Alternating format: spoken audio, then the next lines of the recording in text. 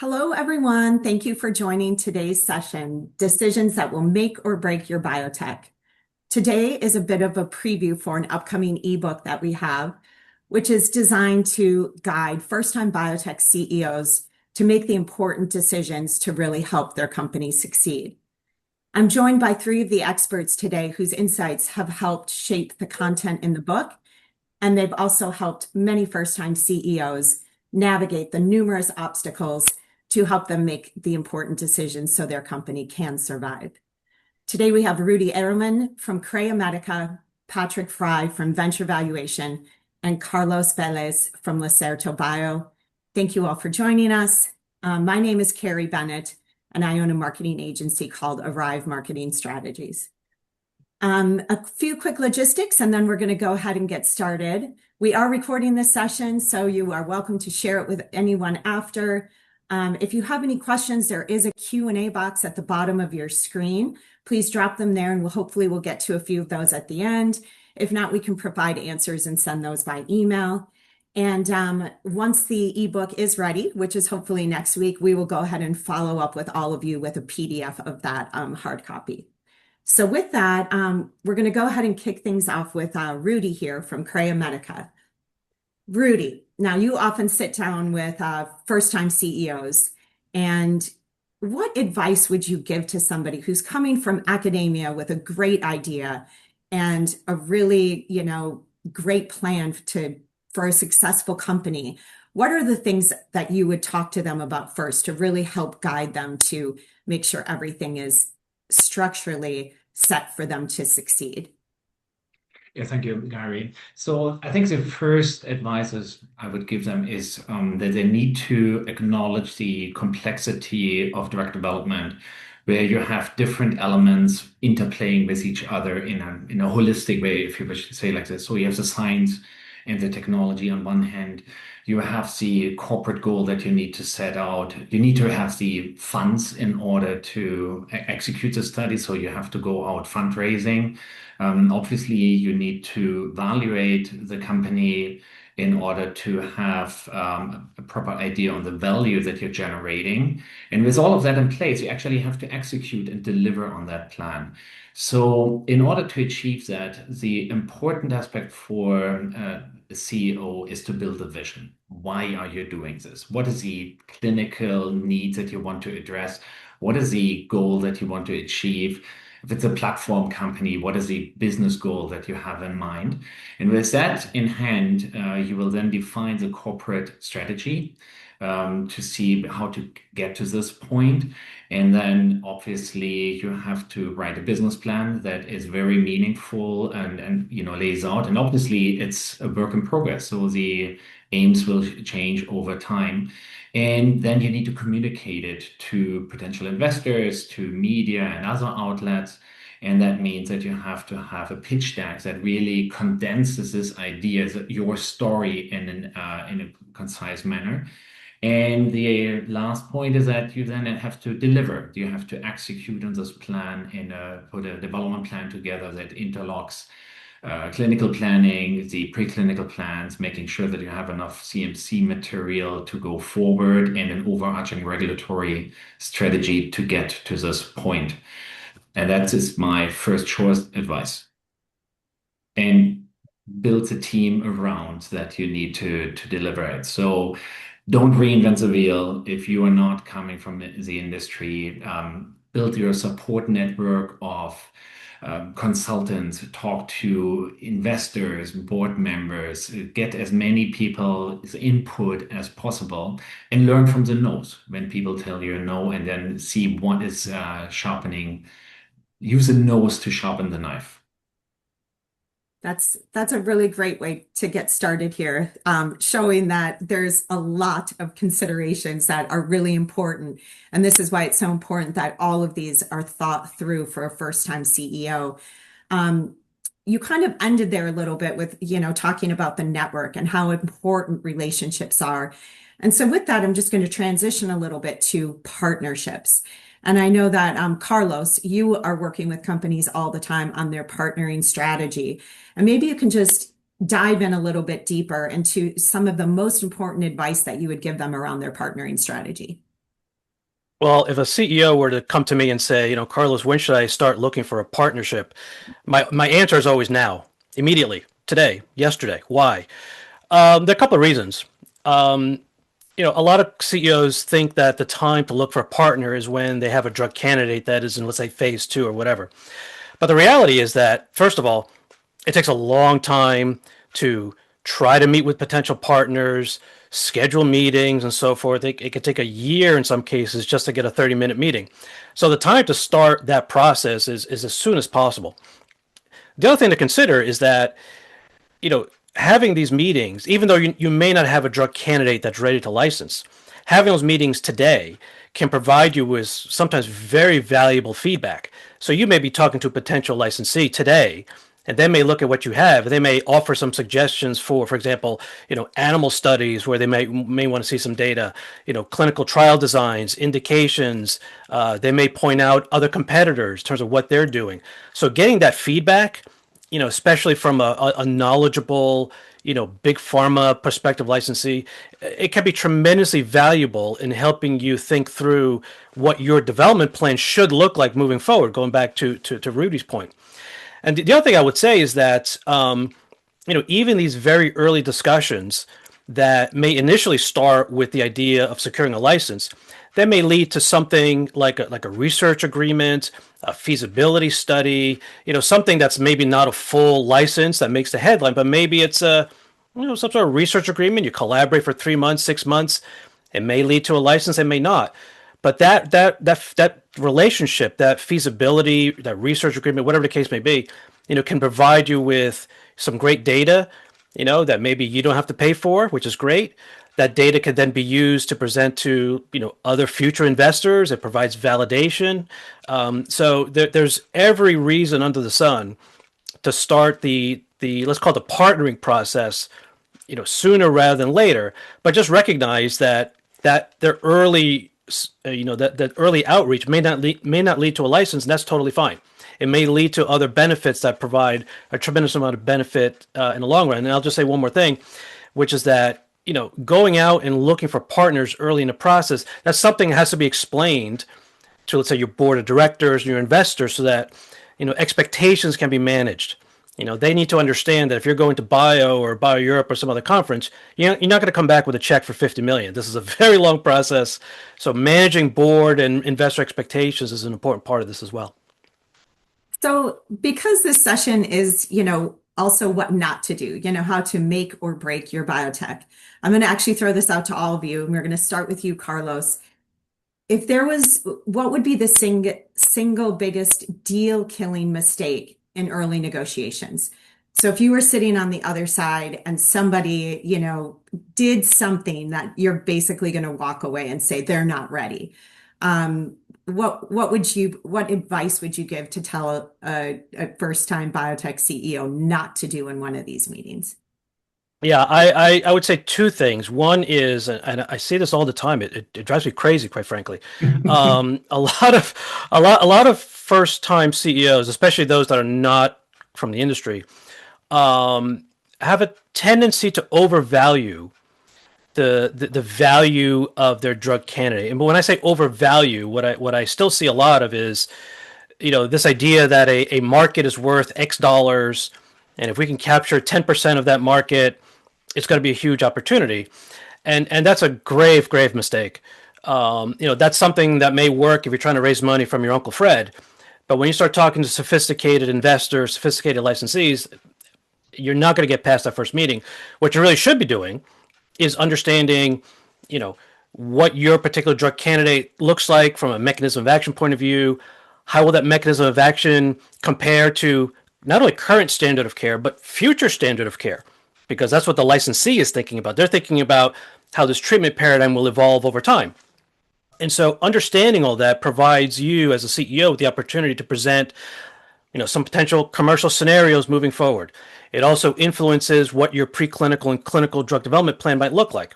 So thinking through all those issues and presenting them to a sophisticated investor and a sophisticated licensee, that's what really matters, because that's what they're thinking about. So from a negotiation point of view, to get to your question, the negotiation may center around maybe you want to develop it in this therapeutic area, this indication. The licensee wants to develop it slightly differently, and that's fine. That's great. Nothing wrong with that. So if you have specific ideas and a licensee is keen to do it in something else, then my advice at that point is sign it. Just sign it. Just sign it. You've won the lottery. Licensing is a rare event. Just sign it. If they want to develop it that way, go right on ahead and move on. So, one sort of leads to the other in terms of your plan for developing it, being realistic about where this drug candidate can or can't go, and then ultimately, if the licensee has thoughts about it, yeah, sign it. Patrick, do Yeah. you have any advice to add there? Yeah, I think that it's a very good point. I mean, at the end, companies have to put themselves in the shoes of the partner, right? What is the pharma looking for, right? It's not about me, but it's at the end you want to do a deal, and the deal needs two parties, and you have to, at the end, you are trying to sell your product or you license your product to the pharma. So you have to understand what is the need of the pharma, what are they looking for. So I think that's often something that maybe is forgotten, and the companies are just looking at, okay, we need to do a deal, and this is and maybe going for a too high value, and for the pharma it doesn't make sense like that, and then maybe from there in terms of the deal making. To be creative, right? At the end of the day, if you understand the other part, you can be creative, and at the end, often you can find a deal that works for both, that addresses the issue. Maybe your royalties are actually not so important for you, but you need to have the money upfront now. And your investor, anyway, typically a VC investor, they want to have the money coming in rather sooner than later, because they can't wait with their fund until royalties come in. So you have to think in terms of being creative and make it work. And I think maybe thinking a little bit outside the box, you can make such deals happen.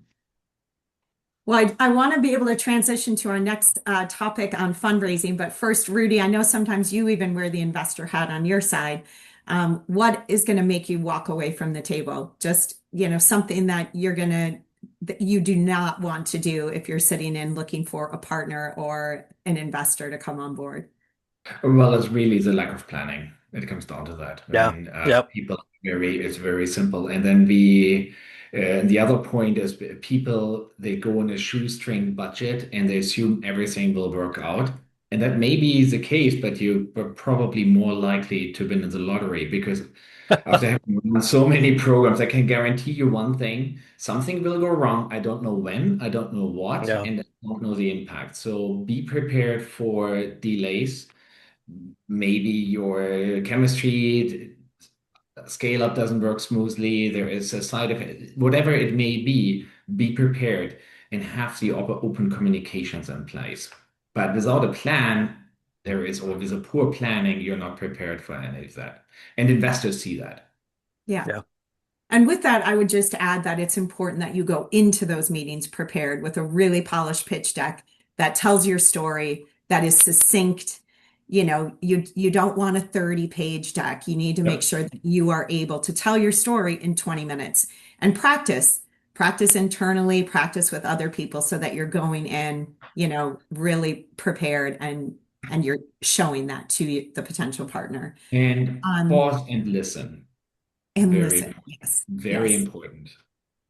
Yeah, Okay, I so think let's that's a good go. point to listen. Sometimes people go into a meeting and they offload everything, and sometimes it's good just to listen, and you can Yeah. learn so much just listening to the other party, and you can adapt a bit to what the other party is looking for instead of just throwing everything out there. So Yep. it's a very good Mhm. point.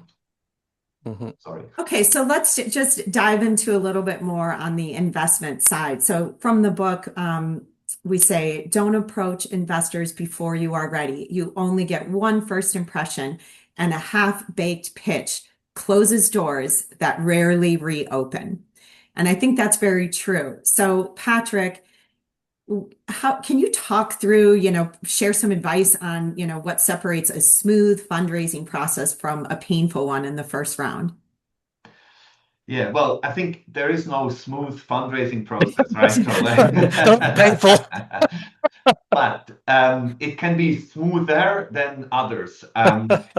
So I think what Rudi already said and Carlos in terms of you have to have a plan, right? If you go talk to Yeah. investor, you need to know where you want to go with your company. I mean, how much money do you need? How are you going to spend it? And you should think long term, right? Often we see companies, they just think the next year, the next milestone, but you have to think about the one after that. You're probably going to have to do 2, 3, 4, 5 funding rounds, right? So Yeah. you have to Yeah. think, what will it take to get there? And you might not do it all the way. You might sell the company before, you might license the product before. But anyway, I think it's very important to have that long-term perspective. So be prepared. When you go to the investor and tell them, show me the money, they will tell you, show me the plan, right? So they want to know how it's going to be invested. And investors, they know that the business plan is never going to play out as you have it written down. It's always going to be different. As Rudi said, something is going to go wrong. But I think it's if you don't have it on a piece of paper, and can show where you want to go, then you already, tomorrow it's going to look different. And I think investors want to see kind of this consistency. I think also when you go to an investor and they ask how much money you need and you tell them, well, it depends. I think that's a bad answer. Yeah. I think That's you a really you bad have answer. to have a plan, and it might be, you might have to adapt it, and you have an investor who gives you more than you need at the moment. That's fine, but you should, have a plan at the moment where how much you need and where to go. Um, then don't be shy to ask for the money. Maybe that's a bit the European thing, but we always think, oh, we can't ask for too much. We ask for a little bit less. No, ask for more, right? Ask for the money you need plus a little bit extra, but right? And because again, something will go wrong, and so you have to make sure you will get to the next milestone. The worst thing is if you have to go raise money before you actually get to this next milestone. Mm. Then it's going to take time. It's not something that is going to be overnight. So you can't go to a conference and expect a check to get, like with the partnering, you're not going to get that $50 million or 10 million or $5 million check tomorrow, right? It's going to take time. The best time to talk to investors is when you don't need their money. If you go to an investor and you tell them, at the moment, I don't need your money, that's when they want to talk to you. Then that's when they're interested, right? And Yeah. you have to start early, build the relationship, Yeah. tell them at the moment we don't need money, we have non-diluting funding, but next year I'm going to do a Series A, I'm going to raise 20 million, and I would like to kind of keep in touch. That's the right approach, I think. Yeah, and I just want to, reiterate something that Rudi said earlier, which is that, this is exactly why, like Rudi said, networking and meeting people is so important because if you're a first-time CEO, clearly you don't know everything. You have no idea how much it's going to cost to scale up your API. You have no idea how much it's going to cost to make clinical batches. You have no idea, and that's totally fine.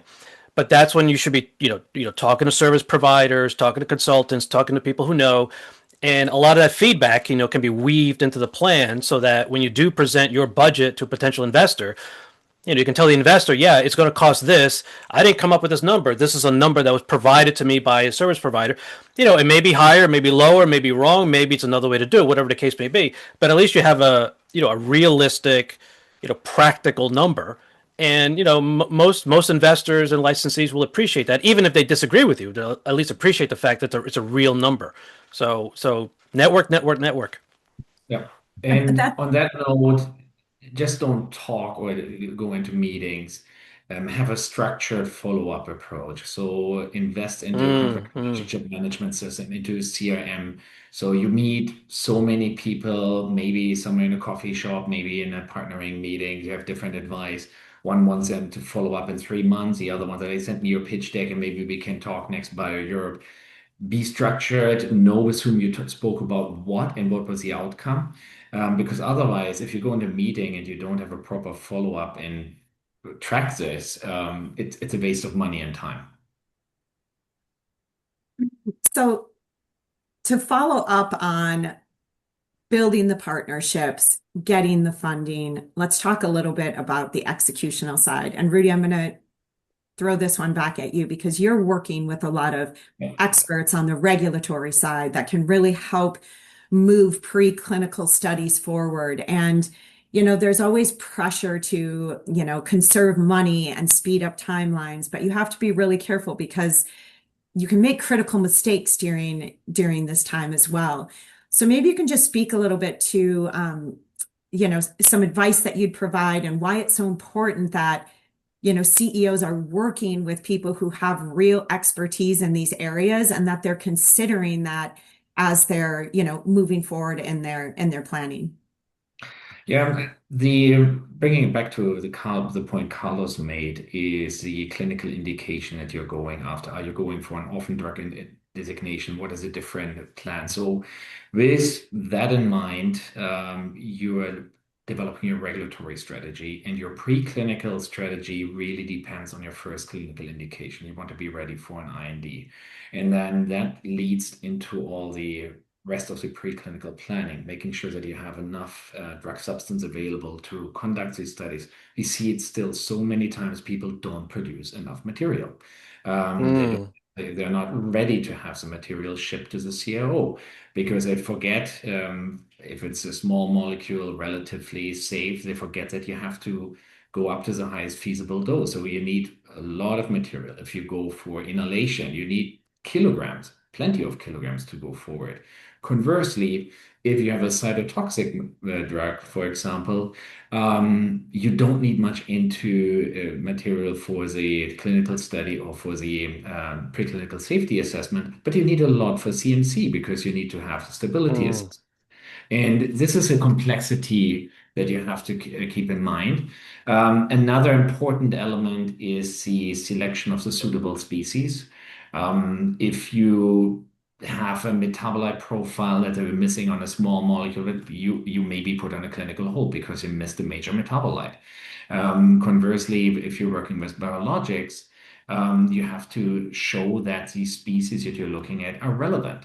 And if the rodent, for example, is not relevant and it's only the NHP that is relevant, well, make a strong scientific argument, go to the authorities and speak to them and say, hey, maybe we only need a single species because the others are irrelevant.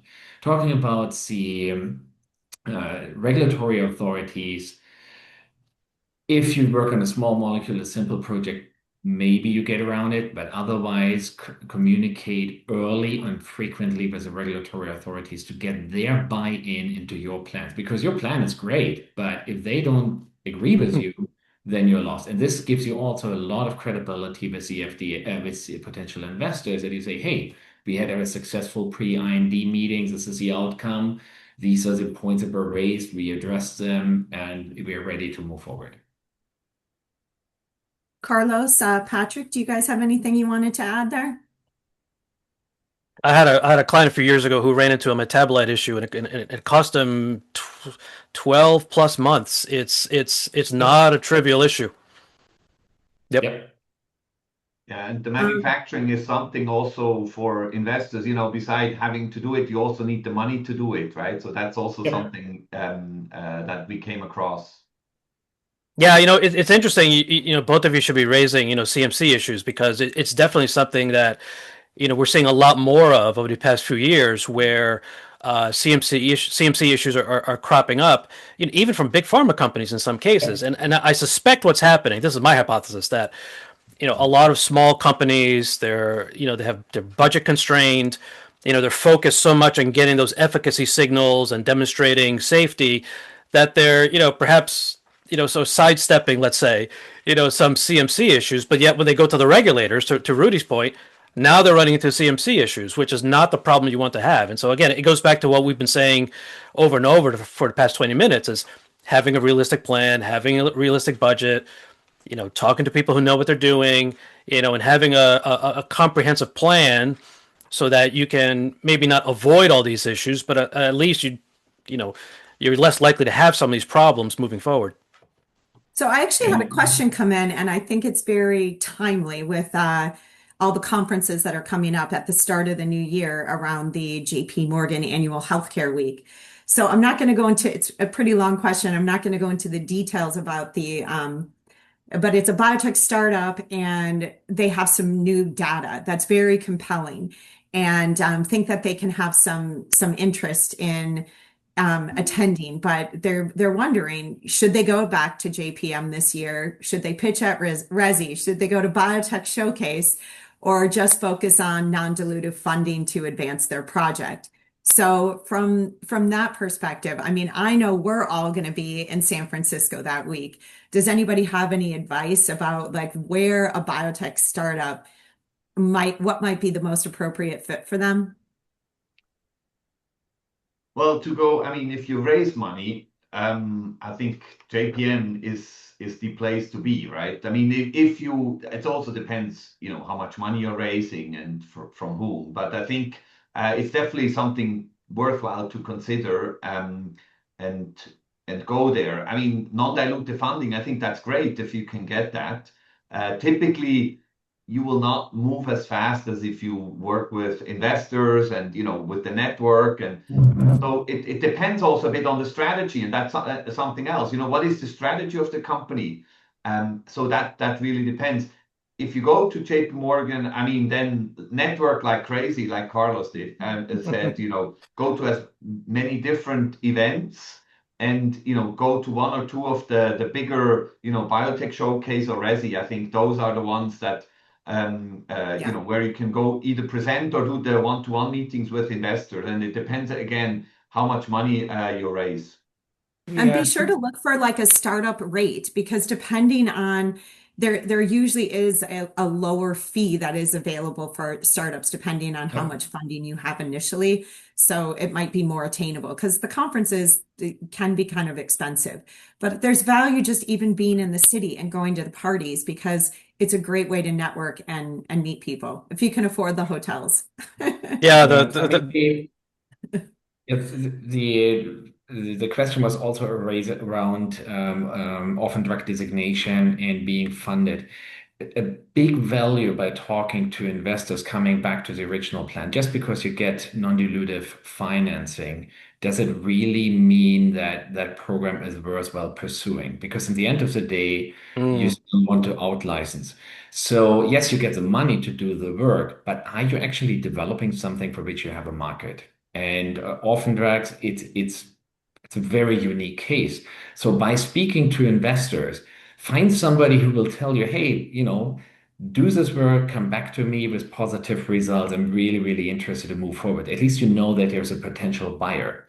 But if you don't have a buyer, you may spend 2 years working on a project that will not live longer. You know, that's such an important point that Rudi's raising. It's sort of it may seem like a nuance, but it passes by a lot of first-time CEOs, which is that just because a program is getting, you know, non-dilutive grant funding, you know, from government or private sources, that's great. But at the end of the day, is what you're developing actually something that's licensable? Is actually something that the market wants? Maybe, maybe not. Maybe that's a program that's validation for your underlying platform, in which case, yes, there may be some value there, but maybe not for this first drug candidate. Maybe it's for subsequent drug candidates. And if you still don't believe what we're saying, look at how many drug candidates for the treatment of COVID are still available for licensing. A lot of them. Yeah. For lower price. We've For a low only got price. We only have a minute left, so why don't we go ahead and close with each one of you, you know, if you want to just kind of leave one final thought that, you know, a piece of advice for a first-time biotech CEO to take away from this session. And of course, we'll have a lot more details in the ebook, which we will share after this. But why don't we go ahead and start with you, Patrick, and then we'll go around and thank everybody for joining us. So. Yeah, so I think you have to be very optimistic and you have to believe in yourself. Rudi mentioned all the things, you know, at the beginning, what you need, but for all of that, you really have to believe in what you do is the right thing. And you will get, you know, you talk to a lot of people and everybody will tell you something different. At the end, you also have to believe and stick to your vision and where you want to go, and you have to believe in your product, in your company. Carlos. Having not only a well-defined understanding of what, you know, the standard of care is today, but how the standard of care may evolve over time, and being able to describe your potential product positioning in current and against future standard of care. And answer B, from my perspective, will be, if you could present a story around a drug candidate that has multiple phase 2 opportunities, that's great. You want to have those multiple shots on goal with one candidate. That's the ideal scenario. So if you can do that, great. You can build your story, build your development plan around that. Okay, and finally, Rudi, what's your piece of advice? Well, I already mentioned to prepare for problems and failures. But very importantly, network. Gets the right advisors on board, builds the right team that brings the right technical knowledge to the table, but also which fits culturally to you. You need to be open to communicate. Communication and network is key. If Connor is still on, maybe he can throw the screen back up just so that everybody can see our names and our companies. Please connect with us on LinkedIn. Feel free to send us some questions in the chat here. We would love to connect with you, as Rudi and Carlos and Patrick reiterated. Networking is so important. You're all part of the digital partnering system. Go in and start building relationships this week. And hopefully we see you all in San Francisco. With that, thank you for joining us, and we hope to see you again soon. And Patrick, thank you for hosting this as part of the Thank you. digital partnering event. Thank you, Patrick. My pleasure. Thank you. My pleasure. Thank All you. right. Thanks, Rudi. Thanks, Carlos. Bye-bye. Take care, everyone. Bye-bye.